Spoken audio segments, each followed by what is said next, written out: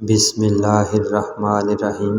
الصلاۃ والسلام علیکہ یا سیدی یا رسول اللہ، الصلاۃ والسلام علیکہ یا سیدی یا حبیب اللہ۔ تمام عاشقان مصطفیٰ صلی اللہ علیہ وآلہ وسلم کو السلام علیکم۔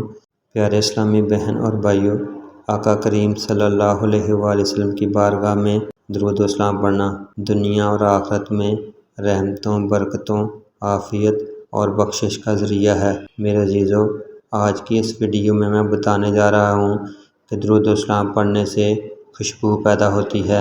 شیخ ابو جعفر بن وداع نے فرمایا، حدیث میں بعض صحابہ کرام رضی اللہ تعالیٰ عنہ سے مروی ہے کہ جس جگہ پر نبی رحمت صلی اللہ علیہ وآلہ وسلم کا ذکر کیا جائے یا آپ صلی اللہ علیہ وآلہ وسلم کی بارگاہ میں درود و سلام کا تحفہ بھیجا جائے، اس جگہ سے ایسی خوشبو اٹھتی ہے جو 7 آسمانوں اور پھر عرش مولا تک جا پہنچتی ہے۔ جنوں اور انسانوں کے علاوہ اس خوشبو کو ساری مخلوق محسوس کرتی ہے۔